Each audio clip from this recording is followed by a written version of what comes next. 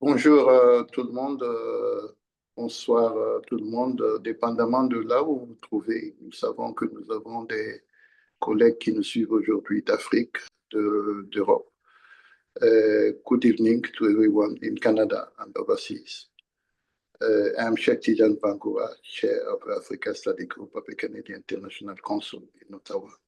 It's a real pleasure to welcome you to this virtual session on the early warning system for conflict prevention and security in Africa. I would like to acknowledge that the Africa Study Group is hosting this meeting from Ottawa on the traditional unceded Algonquin Anishinaabe territory. Je tiens absolument à souligner que nous tenons cette session à partir d'Ottawa, territoire traditionnel non cédé du peuple Anishinaabe Algonquin.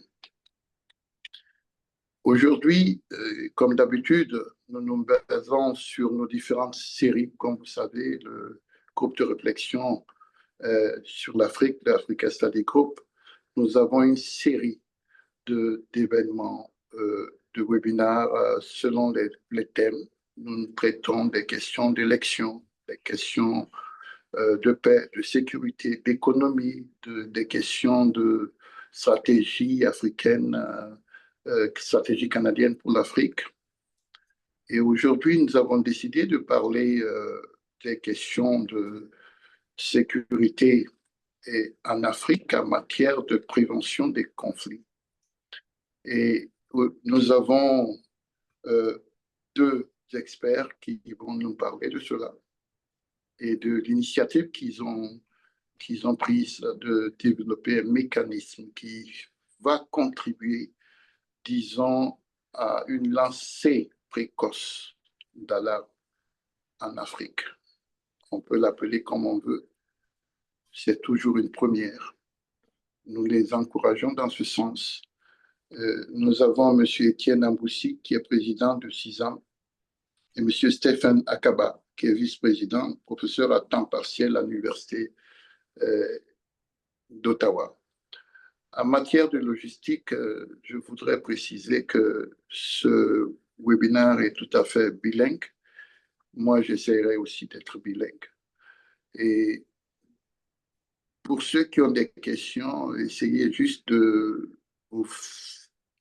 presser sur le bouton et nous vous laisserons la possibilité de vous exprimer.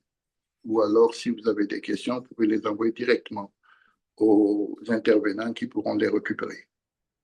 Sans trop tarder, je vais passer la parole directement à nos deux intervenants qui vont d'abord faire des présentations ensemble de 20 minutes. Après, nous passerons à la série des questions et réponses et vous pourrez, chers auditeurs, poser vos questions aussi bien en français qu'en anglais. Et nos compatriotes, ou plutôt nos intervenants, dirais-je, prendront le soin d'y répondre dans les deux langues. Ils sont complètement bilingues. Notre session est bilingue. Sans trop tarder, Stéphane, je vous passe la parole.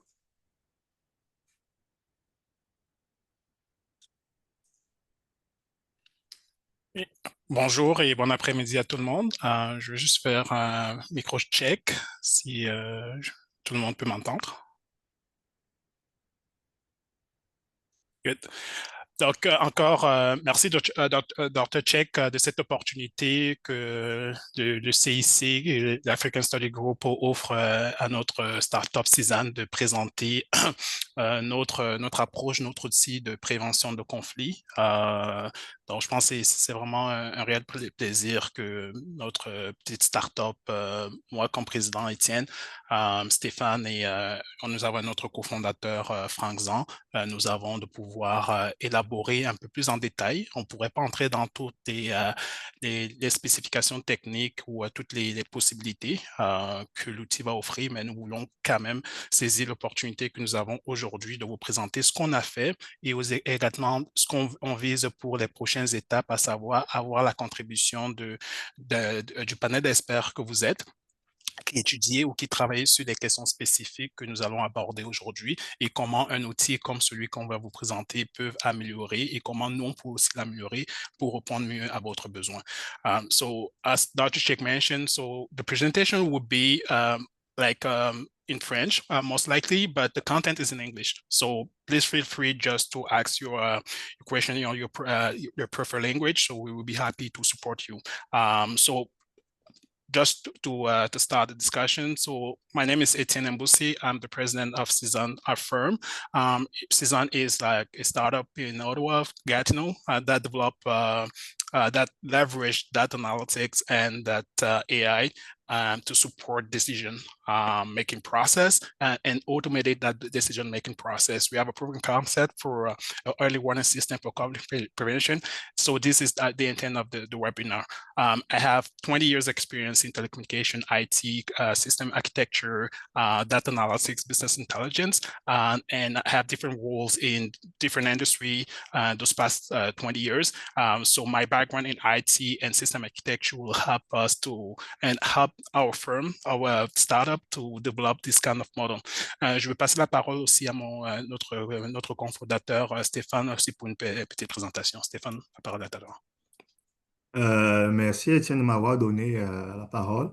Merci à tous, merci au Dr. Cheikh d'avoir permis que cet événement puisse avoir lieu. Merci à tout le monde qui est connecté. C'est un réel plaisir de vous avoir ici ce midi avec nous.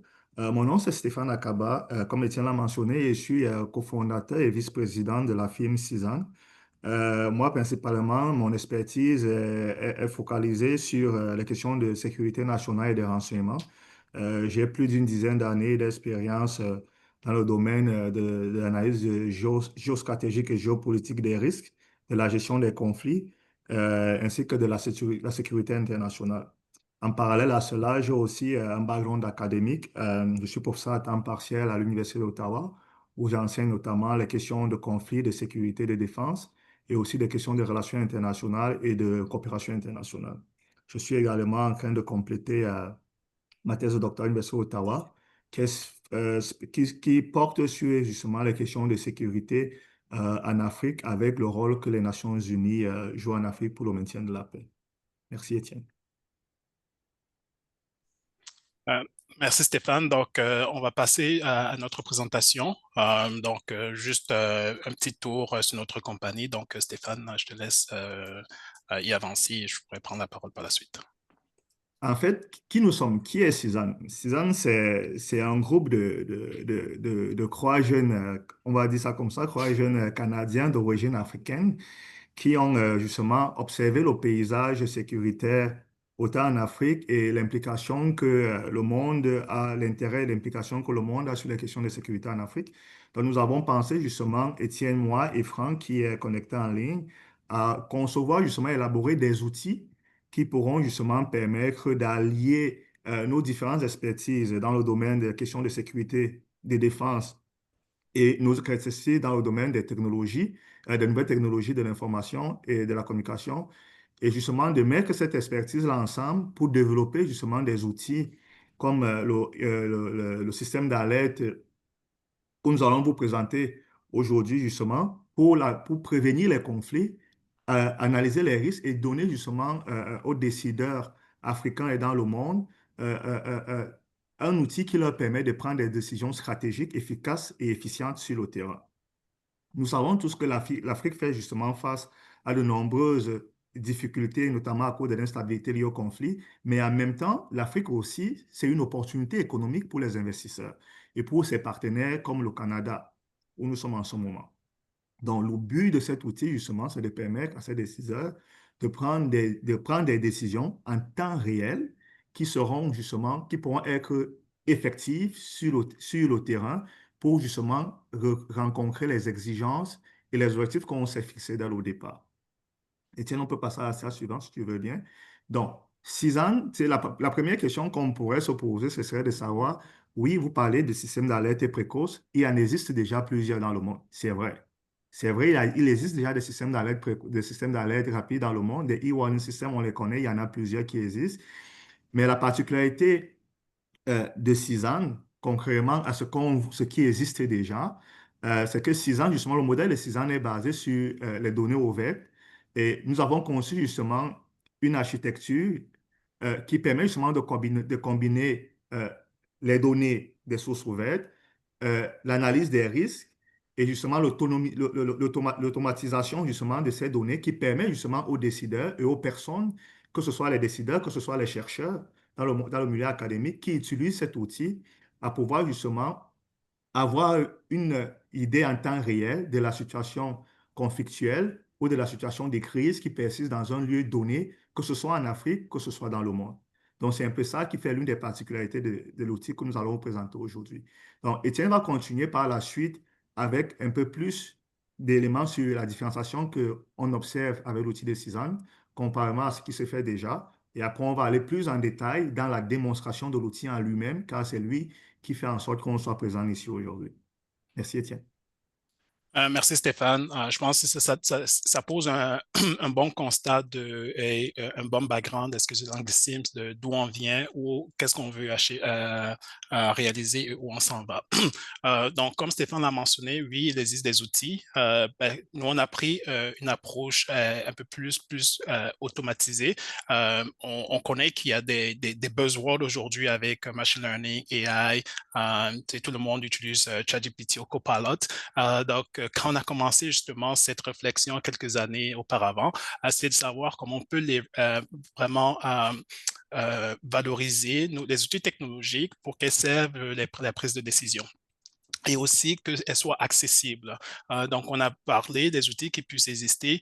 Généralement, ça peut être fourni sous forme de rapport, peut être fourni ou bien sont peut-être classifiés si c'est opéré dans le domaine de sécurité ou dépendamment du niveau de sensibilité que ces outils peuvent avoir. Donc, nous, notre approche est vraiment avoir un outil ouvert au public que nous pourrons accompagner chaque acteur, chaque responsable en vraiment précisant ou est-ce que c'est encore l'anglicisme, en customisant l'outil aux besoins de notre client. Donc, notre architecture actuellement se veut vraiment évolutive, sécuritaire et modulaire, dans le sens où on voudrait, et tout le monde est peut-être au courant des problématiques qu'on a au niveau de la collecte des données. Donc, le plus de données que nous pourrons collecter, le mieux l'outil pourrait nous renseigner. Donc, on va aller bonifier cela dans notre architecture et on vise justement dans notre roadmap de pouvoir développer des applications pour pouvoir automatiser la collecte des données au niveau terrain, au niveau vraiment opérationnel et par la suite, colliger ces données avec des autorités, avec nos partenaires pour qu'ils aient la vue complète de ce qui se passe sur le territoire et produisent des statistiques fiables sur lesquelles nous pouvons nous baser pour pouvoir produire des rapports. Il y a justement un adage qui dit garbage in, garbage out. Donc, on veut vraiment limiter cela. Donc, on veut vraiment nettoyer la donnée pour diminuer le niveau de biais possible parce que, dépendamment de la source de collecte, il peut engendrer des biais et les rapports et les décisions qui puissent être prises par les décideurs peuvent être biaisés ou mal orientés. Donc, on veut vraiment avoir un outil le plus neutre possible, le plus ouvert possible au niveau de notre architecture quand on le présente à nos partenaires. Donc, je ne vais pas entrer dans le détail au niveau de l'architecture parce que ça reste un peu technique, mais au moins ce qu'on veut présenter comme différenciation, c'est que nous voulons mettre nos partenaires au cœur de notre processus de collecte d'informations. Pour notre preuve de concept, c'est certain que c'est vraiment des investissements qui doivent être faits. Donc, on doit se baser sur des données open source qui sont quand même viables. Notre preuve de concept, je vais le mentionner par la suite, est basé sur les données d'ACLED qui sont quand même assez réputées et assez utilisées dans le domaine de la gestion de conflits. Il y a d'autres sources de données qui existent comme Uppsala, le groupe Uppsala, mais nous, notre approche a été basée sur le modèle d'ACLED compte tenu de sa popularité dans le domaine académique. Où nous allons. Donc, actuellement, nous avons 3 phases qu'on visait dans notre stratégie d'évolution. Donc, la première phase était de concevoir un modèle de prédiction et le valider. Donc, ceux qui sont un peu familiers avec du machine learning, donc ça nous prend des données d'entraînement et ces données d'entraînement, nous sommes allés les puiser au niveau des données ouvertes pour pouvoir valider notre modèle et c'est cette preuve de concept-là qu'on va vous présenter. Et notre but, justement, c'est recueillir le maximum de feedback ou de voir également la réaction des différents experts sur le potentiel qu'un tel outil peut faire dans leur travail. Donc, cette preuve de concept terminée, on vous la présente. La deuxième étape, justement, qu'on présente pour l'année à venir, ce serait d'automatiser, de compléter notre automatisation, de développer justement nos outils applicatifs pour pouvoir améliorer la collecte de données et intégrer d'autres types d'indicateurs qui sont pertinents dans notre concept d'analyse. Et ces indicateurs, on pourrait les attribuer avec des partenariats qu'on pourrait avoir avec le milieu académique, avec le partenariat qu'on pourrait avoir avec d'autres experts du domaine, que ce soit des indicateurs socio-économiques pour encourager les investissements ou bien pour forecaster ou fournir des recommandations d'investissement dans secteur type de marché qui ne sont pas nécessairement connus ou bien que les outils actuels ne permettent pas d'anticiper. Donc, c'est un peu ça notre phase 2, de pouvoir pousser notre stratégie d'automatisation vers le cloud et pouvoir ingérer d'autres types d'intelligence et de données pour pouvoir mieux alimenter nos outils de recommandation et les cibler par rapport à nos types de partenaires. Et là, notre troisième phase, c'est vraiment aller pousser cette automatisation encore plus loin pour pouvoir intégrer des outils de machine learning, d'intelligence artificielle pour vraiment faire des recommandations vraiment en temps réel au niveau de nos partenaires et clients. Donc, pour l'instant, on va passer à la démonstration. Je pense que c'est ce que nous sommes venus voir aujourd'hui. Donc, c'est quoi notre outil? Donc, juste des grandes lignes de ce qu'on va vous présenter. Donc, l'outil va nous permettre de vraiment surveiller qu'est-ce qui se passe sur le territoire, c'est un territoire donné, nous renseigner sur le niveau d'intensité de certains conflits et permettre aux acteurs de pouvoir ou à nos partenaires de pouvoir poser des diagnostics très rapides par rapport à ce qui pourrait se faire. Donc, ce qu'on vise vraiment faire à travers notre outil, c'est pouvoir éliminer ou bien réduire à sa plus simple expression tout le temps de traitement qu'il faille à des analystes ou à des décideurs pour prendre des décisions. Donc, si en un temps rapide, chaque analyste, chaque décideur peut élaborer le scénario d'analyse et poser, et à travers l'outil, avoir les réponses directes sans avoir à passer 3 mois de meeting ou à passer 6 mois de lecture d'un rapport de 1000 pages. C'est un peu là où on s'en va pour vraiment essayer de pousser la technologie pour qu'elle puisse aider la prise de décision. Donc, on va passer à la démonstration.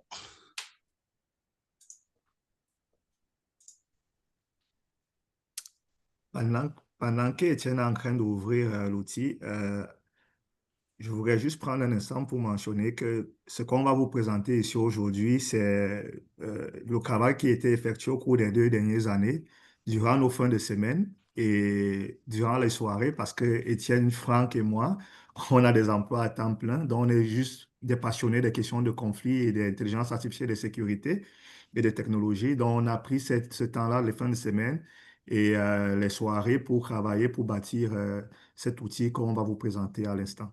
Merci, Étienne. Parfait. Je veux juste me confirmer qu'on voit bien mon écran. Parfait. Donc, Season Conflict Early Warning System. So, c'est à quelques mots, c'est notre preuve de concept qu'on a mentionné. On le développe sous Tableau juste pour valider notre indicateur phare qui est le Conflict Severity Index. Nous utilisons des données athlètes pour pouvoir manipuler, pouvoir voir en temps réel, pas en temps réel, à partir de ces données-là et pour pouvoir comprendre, faire un diagnostic et poser et élaborer des scénarios complexes qui auraient nécessité la lecture des rapports et ou des rencontres de concertation assez laborieuses. Donc, les données que nous avons présentement sur une vue rapide de l'outil, donc nous avons des données consolidées de 97 en 2024 sur le continent africain. et qui est reparti à travers, encore là, on utilise la taxonomie d'Acled pour pouvoir faire cette interprétation-là. Et ce qu'on pourrait faire par la suite, et dépendamment du partenariat qu'on peut avoir avec le milieu académique, c'est peut-être de raffiner cette taxonomie-là pour voir c'est quoi le meilleur moyen de définir un événement de conflit ou un événement de sécurité. Donc, pour l'instant, nous avons pour notre preuve de concept, pour modéliser notre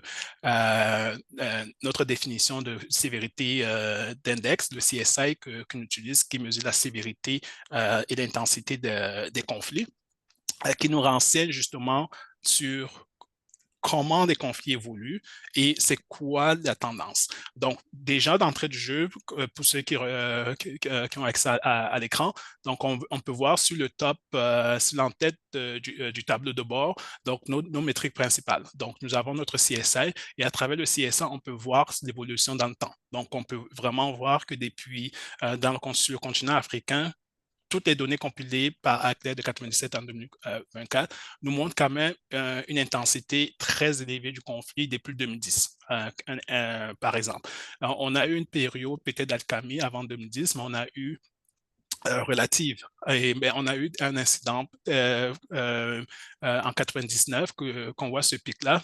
Et la particularité de l'outil, c'est qu'on peut aller questionner exactement cette période-là, parce que l'outil est dynamique. C'est en questionnant cette période-là, je peux exactement savoir qu'est-ce qui s'est passé en cette année. Et pour cette année-là, principalement, c'est le conflit en Angola. Et ça, l'outil nous permet de l'avoir d'une façon rapide et on peut l'avoir également, la comparaison par pays au niveau de la sévérité du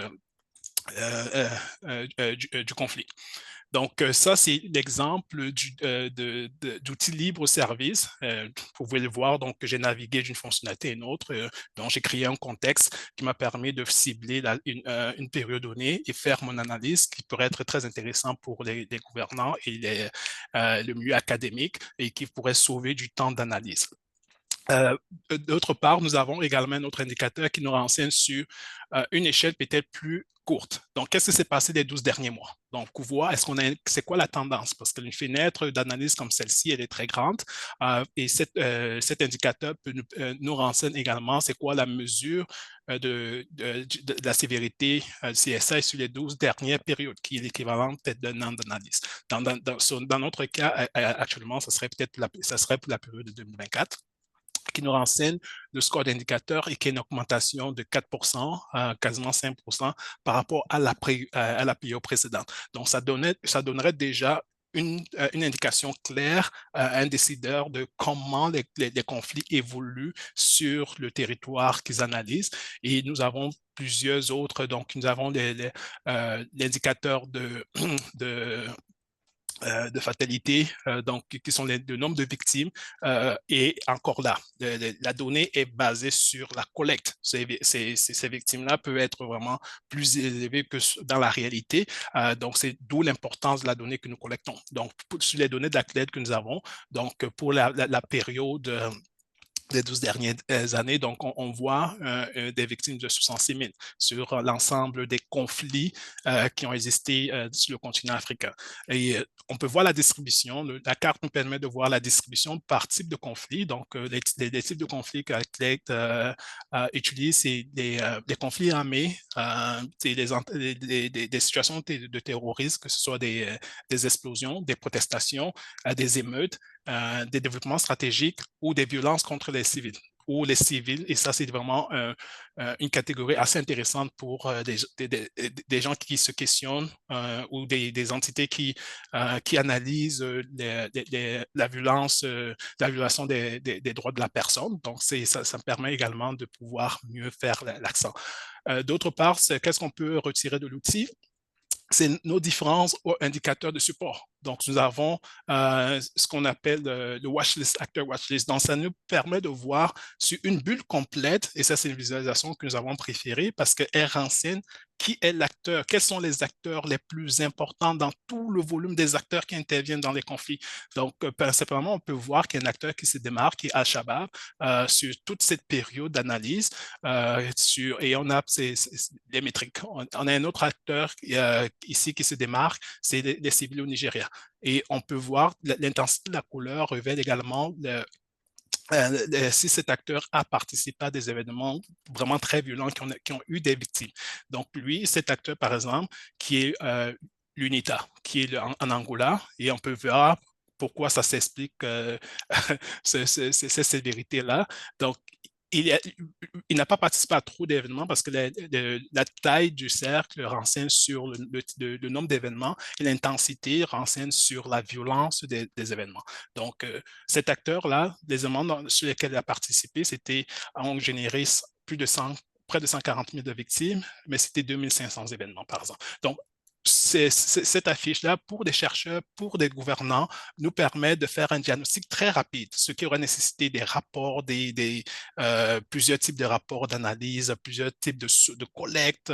Donc, on vient éliminer tout ce processus-là pour offrir d'une façon très rapide, en fonction des données que nous avons collectées, une réponse non biaisée.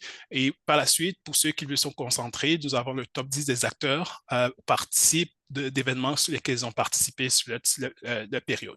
Et tous les indicateurs qu'on voit supportent également l'analyse. Ces indicateurs-là sont des sous-indicateurs dans notre modèle de prédiction de CSI. Donc, on a la fragmentation qui est l'indicateur qui nous renseigne sur comment le conflit est fragmenté sur le territoire d'analyse. Donc, c'est au niveau les acteurs impliqués. Donc, un conflit qui grossit en type d'acteurs, donc, on prend l'hypothèse qui va contribuer à sa sévérité. Donc, on voit sur cette période d'analyse que les types d'acteurs impliqués dans des conflits ne font qu'augmenter. Donc, peut-être en groupe rebelle, en partie prenante dans un conflit, ces types d'acteurs-là ne font qu'augmenter. Un autre indicateur qui nous intéresse, c'est les victimes. Donc, ici, justement, on voit le conflit en Angola qui a eu une place prépondérante dans cette distribution-là, et on peut le comparer à d'autres types de distributions dans le temps. Et la diffusion de conflits nous renseigne sur comment le conflit se propage sur un territoire donné. Donc, un conflit qui commence dans une localité et qui se propage dans l'ensemble du pays, bon, ça signifie que sa diffusion va être grande. Encore là, c'est des indicateurs qui nous permettent de voir rapidement la tendance d'évolution d'un conflit, si un conflit s'intensifie ou pas. Et le quatrième indicateur que nous avons, c'est la dangerosité, donc le danger to civilian. So, c'est quoi l'indicateur, c'est quoi la mesure qui nous renseigne sur l'impact qu'un conflit a sur les civils, donc quand les civils sont impactés. Donc ça encore, ça vient nous renseigner. On voit que dans le temps, le nombre de conflits ou d'événements qui impactent les civils est également élevé. Donc, ces 4 types d'indicateurs-là, cumulés à notre CSI, renvoient également aux experts, à nos partenaires des questions fondamentales d'analyse. Donc, pour ceux qui étudient en droit, en violation des droits de la personne, un indicateur comme the danger va être très intéressant parce que en un temps, en un snapshot, ça les renseigne exactement sur comment les civils ont été impactés. Et par la suite, le tableau nous renseigne justement sur le score, le niveau de sévérité de conflit par pays. Vite fait, on a vu la distribution. Donc, un constat qu'on peut voir à travers ces distributions, c'est des points rouges. Donc, il y a toutes les codes de couleurs qui sont représentées là, mais visuellement, qu'est-ce qu'on observe? C'est qu'il y a quand même, dans cette période d'analyse, une forte propension au conflit armé dans la région quasiment équatoriale en Afrique.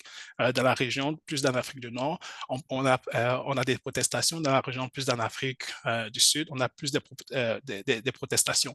Donc, c'est vraiment pour ne pas lire un rapport de 300 pages qui nous explique cela, donc visuellement, un décideur peut avoir une information dépendamment du contexte qu'il analyse. Ce qui est également intéressant, c'est qu'on peut naviguer entre différents, une autre visualisation. Maintenant, si je suis intéressé à voir les points chauds de conflit. Donc là, je navigue à une autre visualisation et d'une snapshot, parce que là, il y a une multitude d'informations. Et ça, c'est la difficulté quand nous avons plusieurs des données volumineuses, c'est sur quoi on se concentre. Donc, nous, on vient vous aider également à travers notre outil. Par exemple, sur cette visualisation de points chauds, on peut voir 2 points chauds principaux.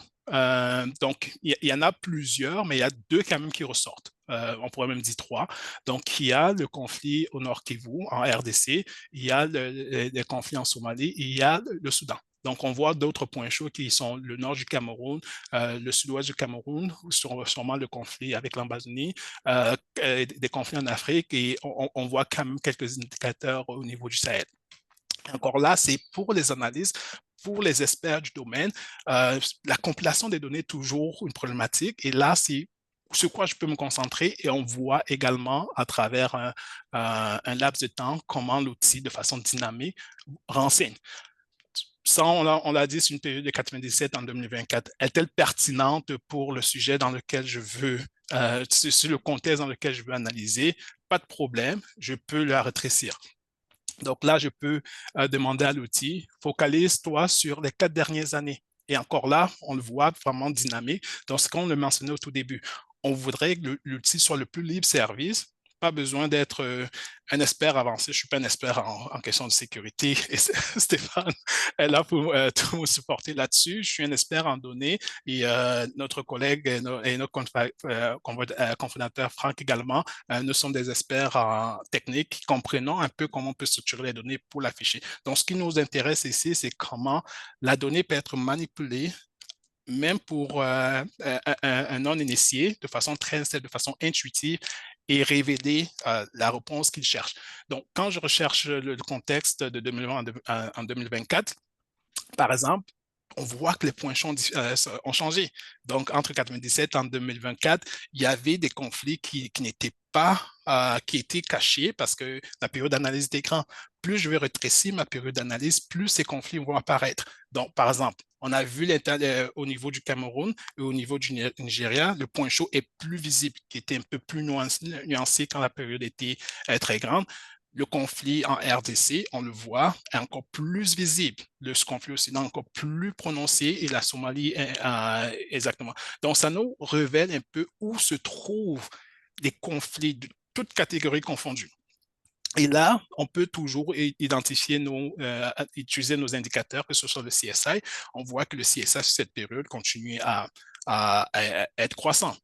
On s'y attendait parce qu'on a vu le CSI au niveau de 97-2024, on a vu quand même cette tendance à la hausse. Donc, c'est normal que ça continue.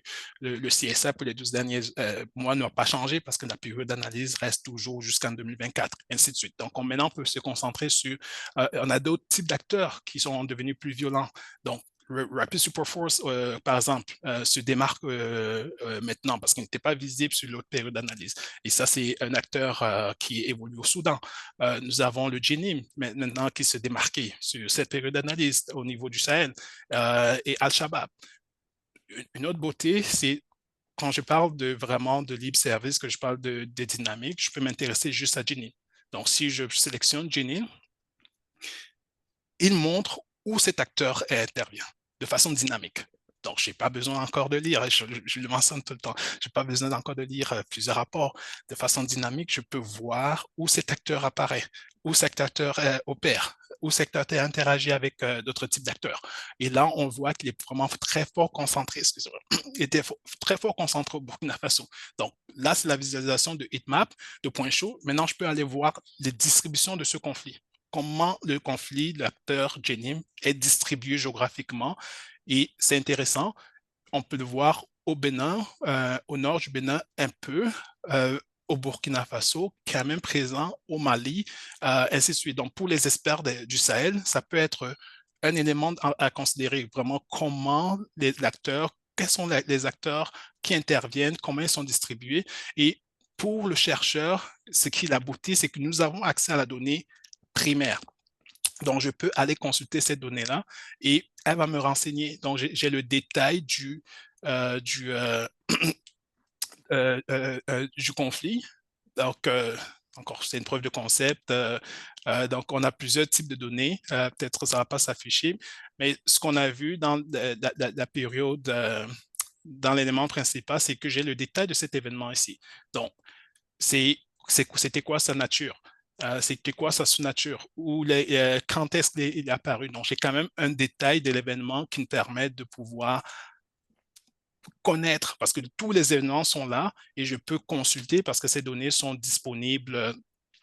Ces données sont disponibles pour interprétation. Donc, notre outil nous permet juste de pouvoir simplifier son analyse en rendant cela plus disponible à notre client. Je vais m'arrêter un peu ici pour ne pas aller trop dans le détail technique. Je vais un peu laisser la parole à Stéphane pour voir peut-être le bien que lui, avec son côté, avec son background plus au niveau de gestion de conflit, comment un tel outil peut être un game changer dans sa réalité. Merci, Étienne. Et Stéphane, on a encore 10 minutes pour votre présentation et après, il faut qu'on passe à la série des questions. Merci beaucoup, Dr. Cheikh. En fait, merci Étienne pour cette démonstration de l'usage de l'outil. Quelques points importants à souligner, c'est comme Étienne, comme vous avez pu le voir avec la manipulation de l'outil, il est interactif. C'est-à-dire que pour les gens qui viennent, par exemple, du milieu des questions de sécurité ou de défense, cet outil est important parce qu'il permet une prise de décision assez rapide. Il permet d'avoir le contexte de la situation conflictuelle sans avoir à parcourir, on sait tous le nombre de pages de rapport qu'on a souvent à lire lorsqu'il faut faire des recommandations. Donc, l'outil nous permet en fait justement de gagner en temps et d'intervenir de manière plus rapide, de prendre des décisions plus rapides justement pour agresser la situation conflictuelle qui se présente. Ça, c'est la première chose. La deuxième chose aussi, c'est que l'outil, en réalité, ce qui permet de faire, notamment ici, je fais notamment pour les gouvernements, que ce soit par exemple le gouvernement du Canada ou le gouvernement africain, ça permet justement de contextualiser et de comprendre c'est quoi la dynamique sécuritaire en Afrique. Sans qu'on ait à prendre des mois et des mois pour comprendre, l'outil nous permet d'avoir cette visualisation et comprendre cette dynamique-là. En 1 ou 2 minutes, on peut avoir cette dynamique-là. Comprendre quels sont les acteurs qui sont impliqués dans le conflit, quelle est la prépondérance de ces acteurs. On a vu l'indice de diffusion, par exemple. Est-ce que, par exemple, si on a des entreprises canadiennes qui veulent aller investir, par exemple, en Afrique, est-ce que si elles veulent aller, par exemple, disons comme ça, au Mali, est-ce que c'est viable à long terme? L'outil permet justement de voir en temps opportun et en temps réel quelle est la situation conflictuelle, quelles sont les zones du pays qui sont chaudes. Parce que ce qu'on observe souvent, ce qu'on a souvent observé, l'une des raisons pour laquelle on a bâti cet outil aussi, c'est que lorsqu'on lit les rapports, on a souvent tendance, on a décelé une forme d'amalgame qui veut que lorsqu'il y a une zone, par exemple, dans un pays qui est une zone conflictuelle, qu'on dise que le pays est complètement en conflit et qu'il n'y a rien qui puisse être fait.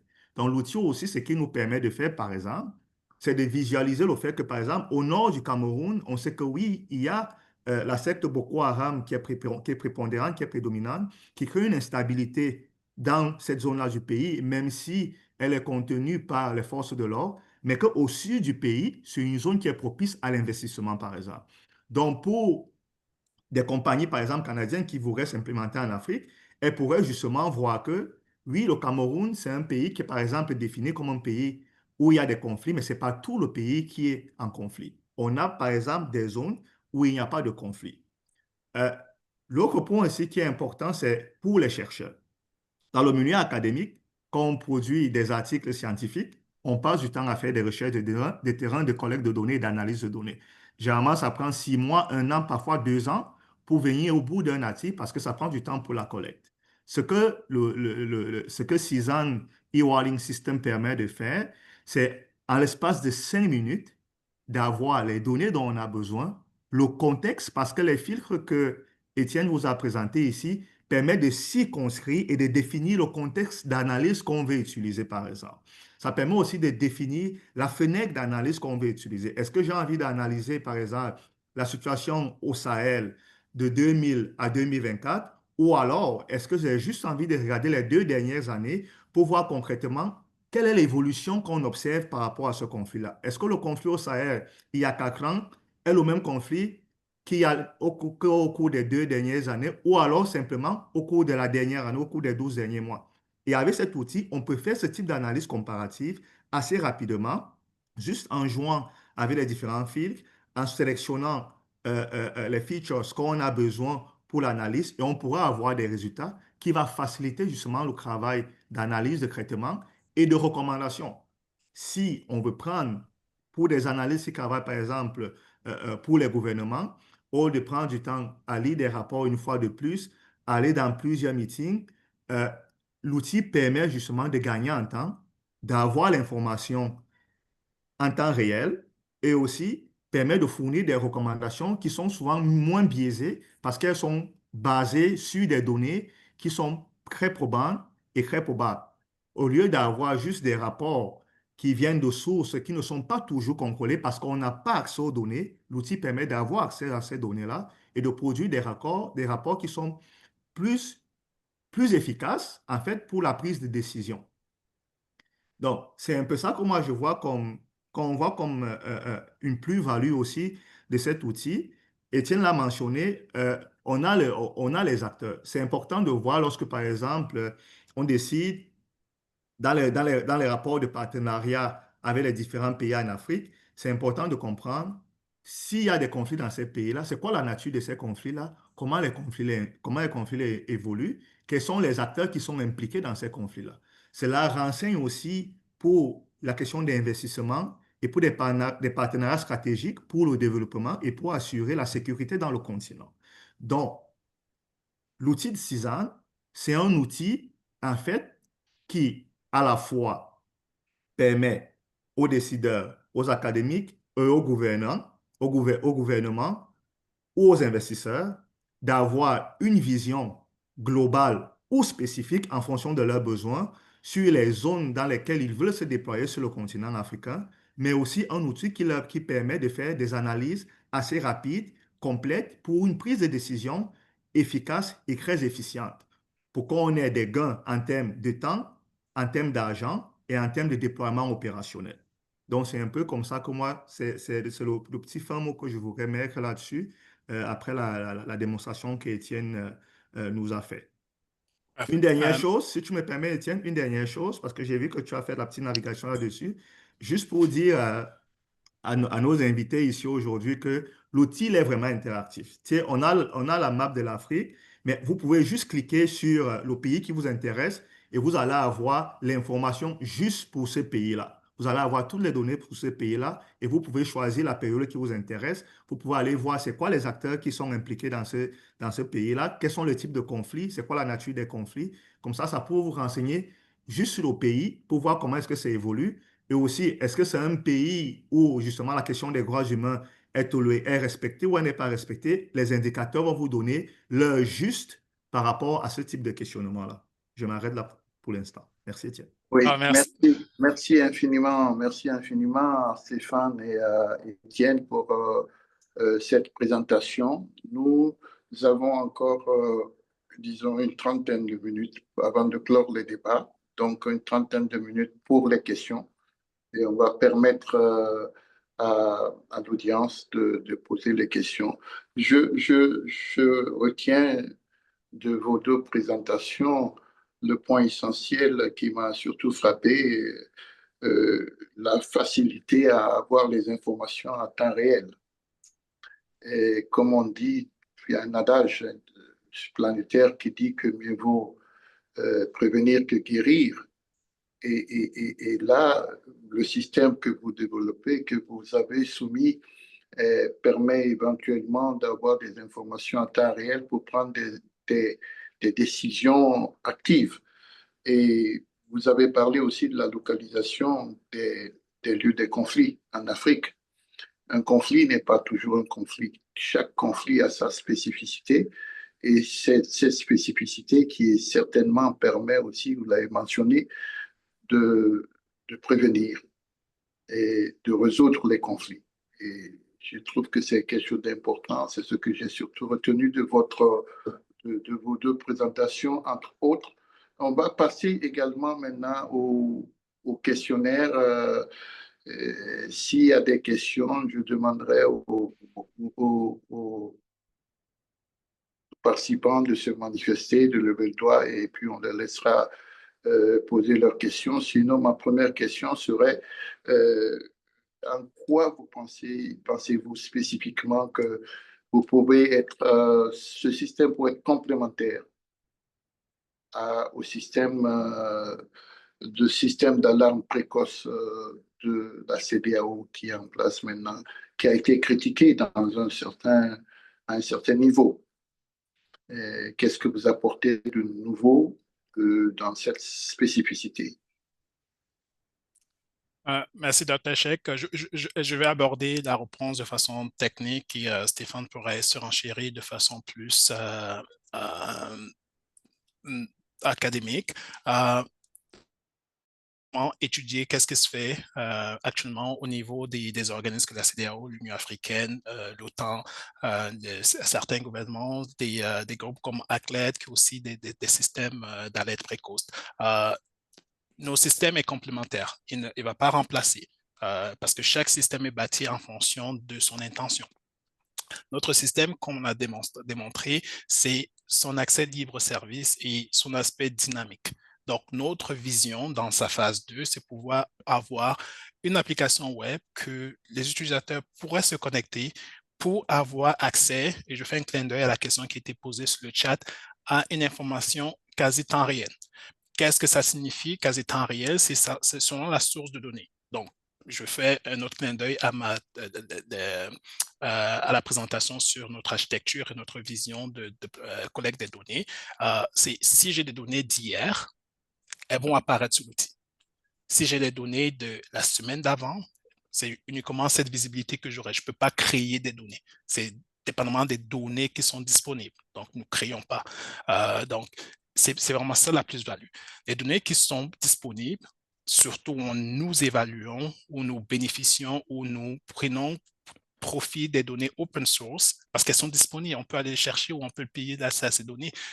On a des mécanismes de nettoyage pour éliminer le biais et pour élaborer le biais, bien sûr, parce que la source d'information vient cette information vient de la même source, donc qui augmente le niveau de biais. C'est des éléments que nous pouvons présenter à notre auditoire pour les informer. Donc, c'est vraiment, Dr. Cheikh, au niveau de la question, comment l'outil peut être complémentaire, c'est justement pour son niveau d'intégration technologique pour la prise de décision quasi temps réel par rapport à d'autres outils qui peuvent être assez plus sur des politiques, plus sur la concertation, plus sur et qui sont toujours nécessaires à juste titre. Donc, nous offrons une complémentarité peut-être un peu plus axée sur l'exploitation des technologies pour pousser la décision pour l'utilisateur. Stéphane, à toi. Je pense que la réponse est assez complète, Étienne. Ce que je voudrais rajouter justement par rapport à la spécificité, parce que la question que Teddy a posée, M. Teddy a posée dans le chat, en fait, elle a un lien avec la question que Dr. Cheikh a posée, notamment celle de savoir est-ce que nous avons testé l'outil en sorte qu'on puisse vérifier si elle pouvait prédire des conflits. En réalité, oui. C'est dans ça qu'on s'en va en réalité, parce que les indicateurs qu'on a développés et la manière dont on procède à l'analyse des données qu'on a recueillies nous permet justement de voir qu'il y a comme des patterns, il y a des trends qui nous amènent vers quelque chose. On a parlé par exemple lors de la présentation de la question de la fragmentation ou de la diffusion du conflit. Ce sont des éléments qui nous permettent de voir que ben, le conflit est en train d'aller dans une certaine situation. On a les acteurs impliqués. OK, qui sont les acteurs impliqués? Comment ces acteurs-là se comportent? Comment ils sont comportés par le passé? Comment ils se comportent d'habitude? Ça nous permet de faire un forecast sur la manière dont ils se comportent souvent. Et tous ces éléments colligés ensemble, l'outil nous renseigne sur la possibilité de conflit ou de non-conflit qui pourraient arriver en fonction de l'intensité du conflit en lui-même, en fonction de la nature des acteurs, de comment est-ce que le conflit est diffusé, mais aussi en fonction du nombre de décès qu'on observe. La manière dont nos indicateurs sont faits, ils ont une certaine prépondérance qui nous permet justement, en fait, de pouvoir prédire qu'est-ce qui pourrait venir par la suite en observant comment est-ce que le conflit évolue, en observant le comportement des acteurs par le passé par rapport au type d'événements qu'ils posent. Est-ce que c'est des affrontements armés? Est-ce que c'est plus des actes de terrorisme? Ça nous permet de prédire en quelque sorte qu'est-ce qui pourrait arriver. Est-ce qu'on est capable de prédire exactement la nature de l'événement? À ce stade-ci, pas encore. Ce sera qu'on va justement à l'étape 2 de notre développement qu'Étienne a présenté lors de la présentation. Mais à ce stade-ci, on est capable de dire que oui, ce qu'on observe, avec nos outils, ce qu'on observe, on est en train d'aller vers un conflit ou on est en train d'aller vers des protestations ou vers des revendications de la population parce qu'on a des données qui nous permettent justement de faire ce type d'analyse-là. Mais de manière spécifique et de manière concrète pour dire qu'on aura peut-être un conflit tel jour à telle heure, pour le moment, on n'est pas capable de le faire, mais l'outil est en processus de développement ou d'amélioration, si vous voulez, pour atteindre ce niveau de granularité-là pour la prédiction. Oui. Stéphane, je voulais compléter la réponse là-dessus, justement, sur la question posée sur le chat. Elle est pertinente, mais je voulais juste clarifier que toute prédiction est limitée par le modèle d'analyse. Et c'est notre volonté de continuer à collaborer avec les experts du milieu pour améliorer ce modèle de définition, c'est quoi un conflit. Donc, notre approche déjà nous a permis d'identifier la tendance de conflit. Et ça, on peut utiliser des approches classiques comme l'analyse des time series, comme l'analyse Stéphane l'a mentionné, là, de comportement. Donc,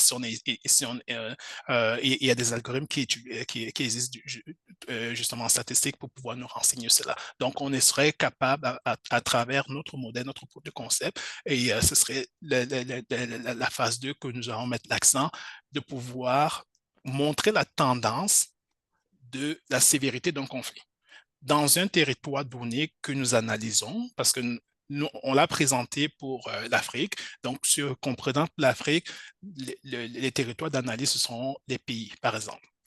Maintenant, si j'étudie un pays spécifiquement, parce qu'on a aussi développé des preuves de concept pour les pays.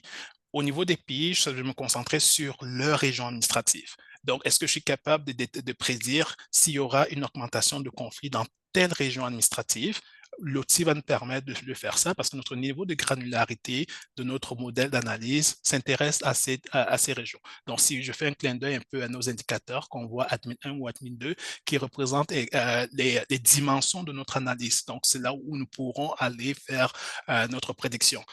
On ne pourrait pas actuellement, je ne sais pas si l'outil serait possible, et là, on parle vraiment de façon futuriste, que dans tel coin de rue, à telle heure, un événement va se produire. Donc, on voit un peu des scénarios de Minority Report. Je me rappelle de ces films de science-fiction il y a quelques années, mais ce ne serait pas impossible, mais ça demanderait d'autres types d'analyses au niveau du comportement de l'individu. Donc, l'outil ne peut pas singulariser les individus pour voir c'est quoi l'interaction entre les individus pour pouvoir définir tel type d'action qui pourrait se passer. L'outil actuellement et le modèle, la taxonomie que nous avons utilisé, identifie les acteurs qui participent à des conflits. Comment ces acteurs se comportent? C'est quoi? Et Stéphane mentionnait dans des indicateurs comme la fragmentation nous permet à l'heure actuelle de pouvoir évoluer le mouvement d'un acteur.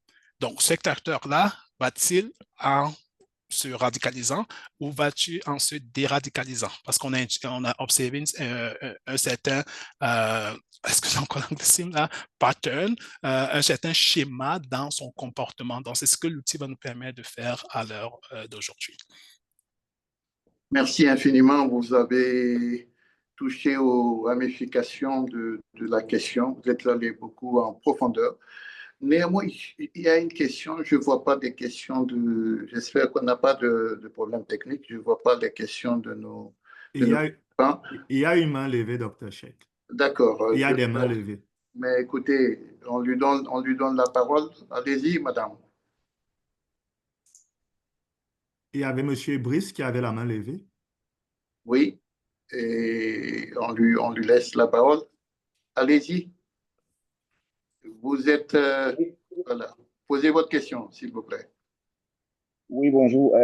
Avant de poser ma question, j'aimerais déjà dire ce que je trouve comme avantage sur cet outil. Parce qu'en général, lorsque nous faisons des recherches sur les milieux sécuritaires, on a souvent des données, on récolte souvent des données un peu comme ces scripts en désordre où vous trouvez un peu tout.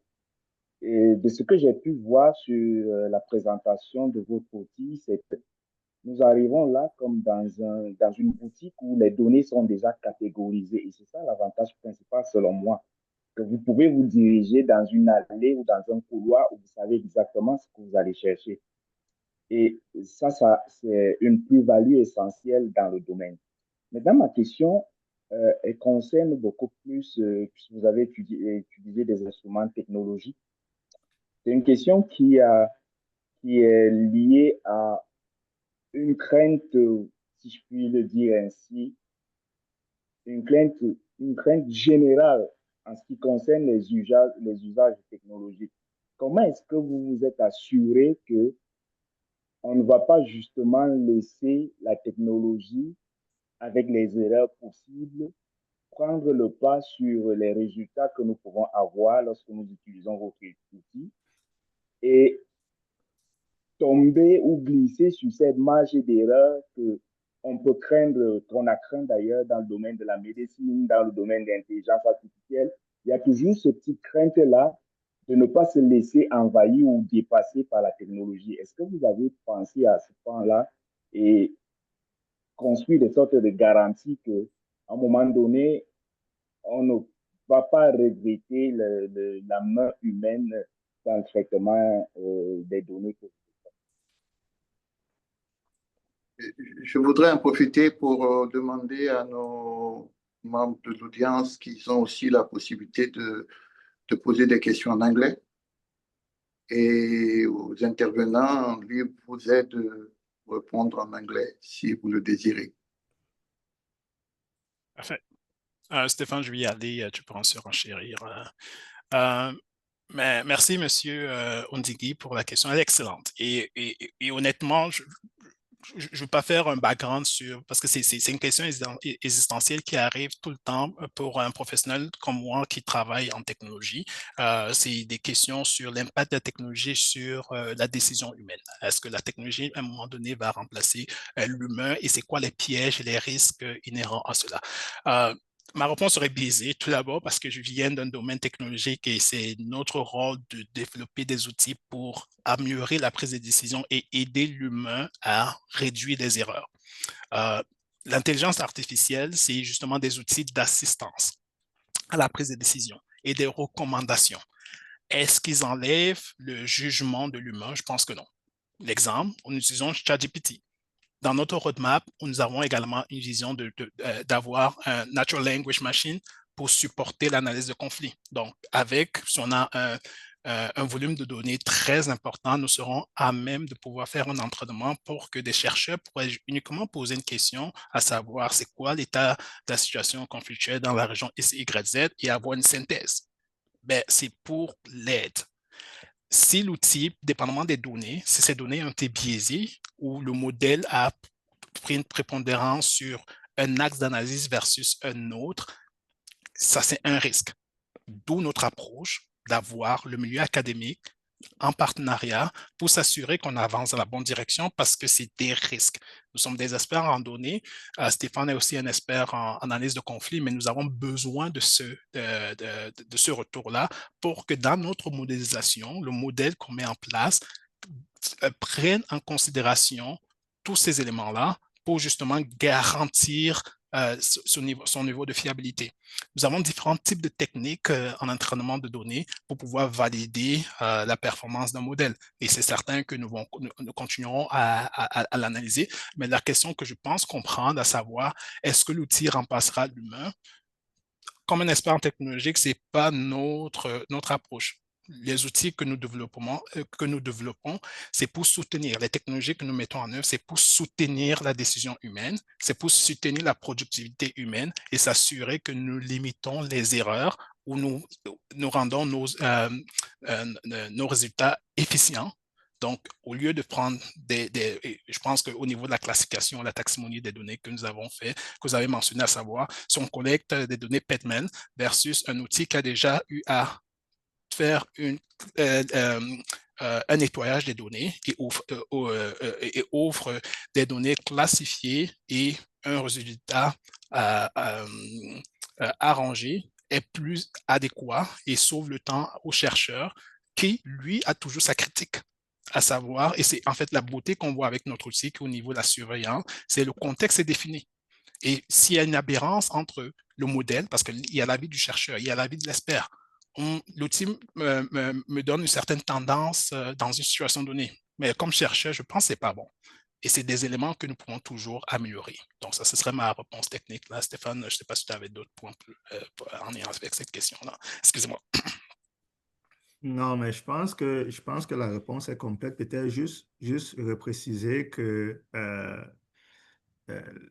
l'intelligence artificielle ou les technologies de l'information, elles sont disponibles et elles sont là pour aider. Elles servent justement, je pense que c'est la beauté de concevoir des outils comme le système d'alerte rapide de Cezanne, c'est vraiment de faciliter la prise de décision, de gagner du temps, des heures à lire des rapports à ne plus en finir. Tu sais, avec cet outil, justement, on gagne du temps parce il y a plusieurs questions qui doivent souvent être adressées.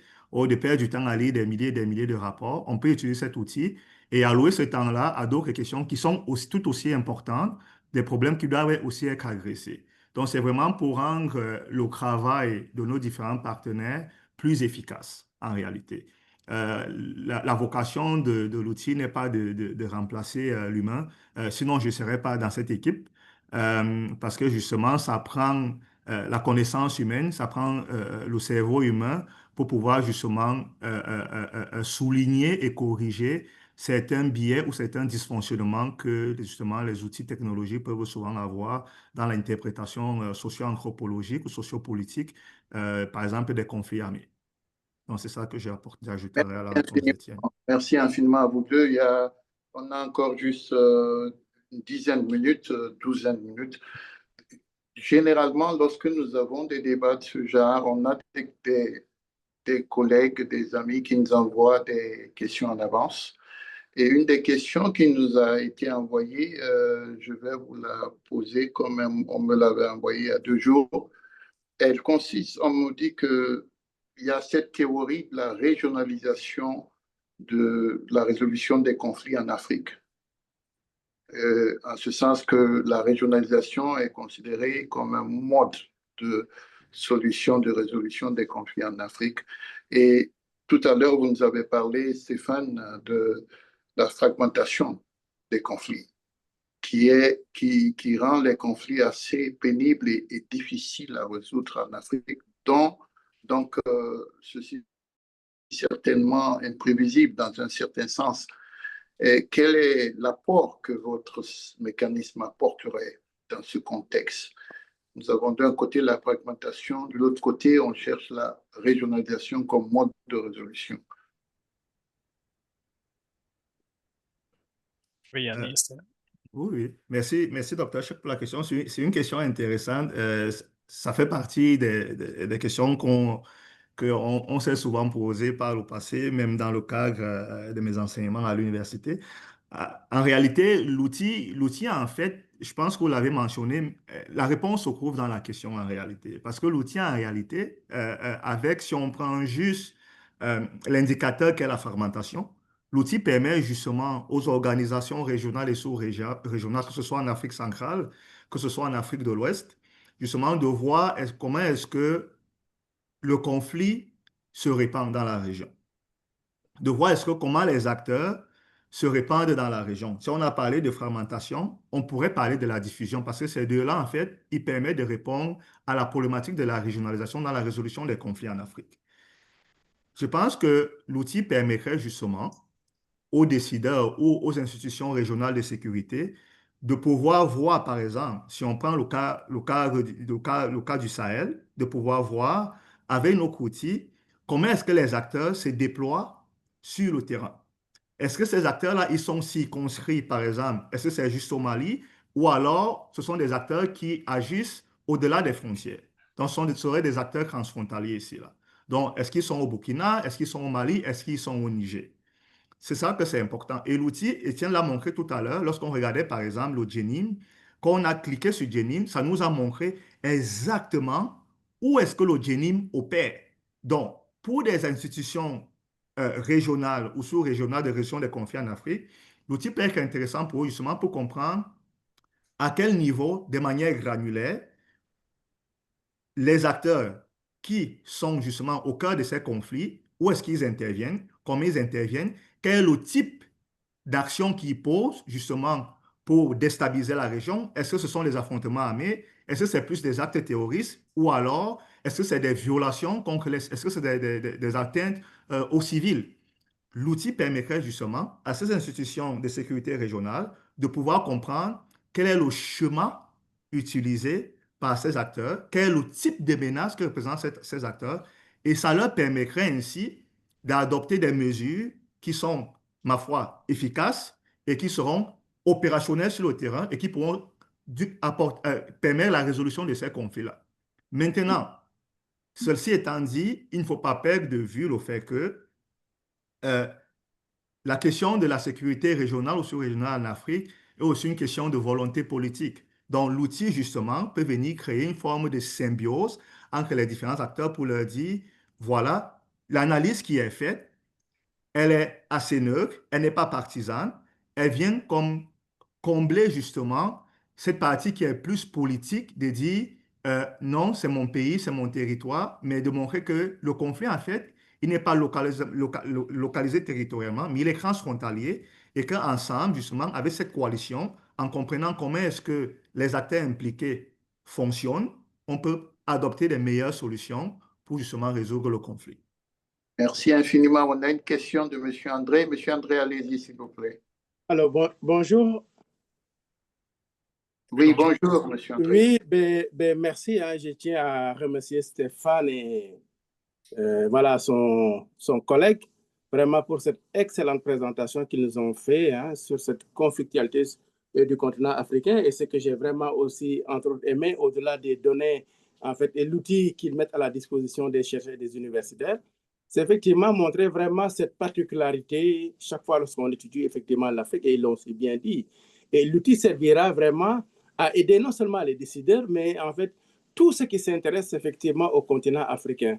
Parce que malheureusement, en fait, on a cette généralisation ou bien on a cette tendance en fait à généraliser lorsqu'on parle effectivement de conflictualité sur le continent africain.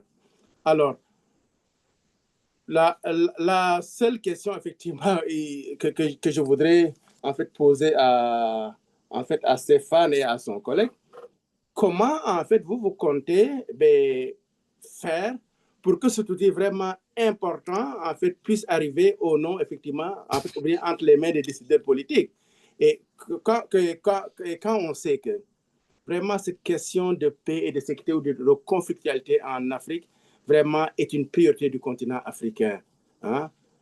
En ce sens que la paix est importante effectivement pour le développement du continent africain, ce qui vraiment handicape l'Afrique. Alors, comment vous comptez faire? Quels sont les canaux que vous allez utiliser pour vraiment mettre à la disposition en fait, de soutien en fait, aux décideurs politiques?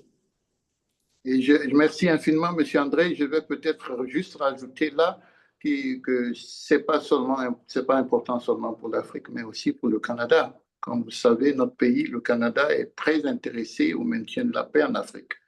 Et donc, au Canada, ça pourrait être aussi de toute... Oui, et merci pour ça, parce que le Canada a développé récemment une stratégie, je ne sais pas, une stratégie effectivement vers l'Afrique. Et dans cette stratégie, il y a bien entendu cette question de paix et de sécurité qui revient. Absolument, absolument. La question vous revient et vous avez peut-être 2-3 minutes si vous voulez bien. OK. Steph, je vais commencer. Merci. Je ne vois pas de nom de famille, donc je dis, M. André, merci vraiment infiniment pour la question. En fait, l'objectif, c'est l'objectif de notre présentation aujourd'hui, vraiment de présenter le potentiel de l'outil et avoir justement ce genre de retour pour que ça nous permette de pousser cet outil-là au niveau des décideurs. Donc, dans notre démarche, nous sommes très reconnaissants justement au CIC et l'African Study Group qui nous donnent cette visibilité à travers le webinaire de pouvoir démontrer qu'est-ce qu'on peut faire à travers l'outil. Donc, nous allons continuer nos démarchages en ce sens-là.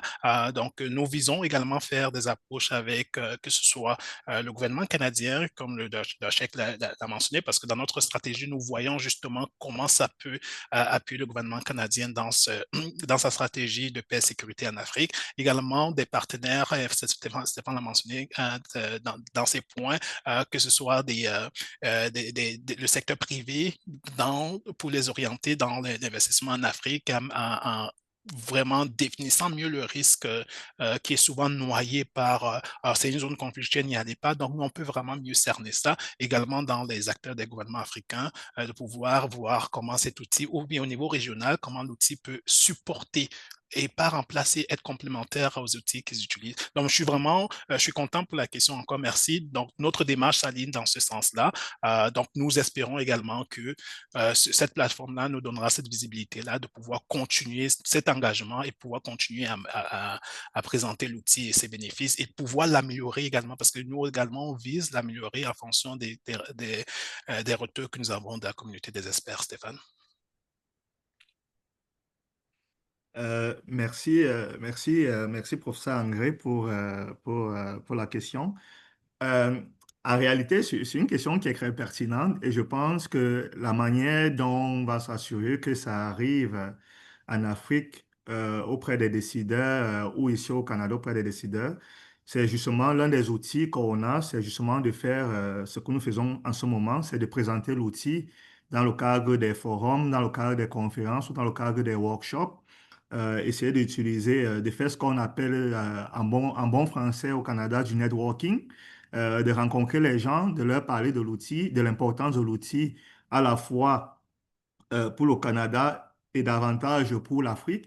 Essayer aussi de discuter avec des amis, des collègues qu'on a sur le continent qui sont peut-être possiblement mieux introduits que nous, qui pourront justement nous amener comme ces experts africains et canadiens en même temps, parce que c'est le moment de le dire aussi. Nous sommes des experts canadiens ayant développé des expertises au Canada, mais d'origine africaine, comprenant bien la conflictualité en Afrique, comprenant bien les questions de sécurité et de paix en Afrique. Donc, d'apporter cette expertise-là là-bas pour justement aider à la résolution des conflits qu'il y a sur le continent. Merci infiniment. On le dit souvent, on n'est jamais mieux servi que par soi-même. Et c'est avec une fierté que nous vous avons accueilli sur le plateau du Africa Study Group du Conseil international du Canada. Avant de partir, je vais juste... apparemment, il y a eu quelques problèmes techniques. Nous avons eu un commentaire qui est venu de M. Ahmed Gaye, qui est de chez Anta Diop, l'Université de Dakar, et qui nous a dit que formidable, chapeau à nos intervenants, et ça nous permet de résoudre le problème de résolution des conflits en photo collée. Et félicitations à nos intervenants. Donc, ça, c'est des fleurs à vous. Et en ce qui me concerne, je vais passer directement à la clôture de ce débat. Je voudrais vous remercier. On behalf of the Africa Study Group of the CIC, I would like to thank our panelists for their excellent presentations. I would like to thank our colleagues from the CIC, National Capital Branch, from the Secretariat of Africa Study Group here in Ottawa. And cette session sera publiée sur nos sites. Et pour ceux qui veulent prendre contact avec vous, ils pourront trouver ça sur notre site web. Et les informations seront là et l'enregistrement de cette session sera là. Il nous reste juste 1 minute. Je vous remercie et dépendamment de là où vous êtes, je vous souhaite une bonne nuit, une bonne soirée. Et merci à tous et à bientôt. Au revoir.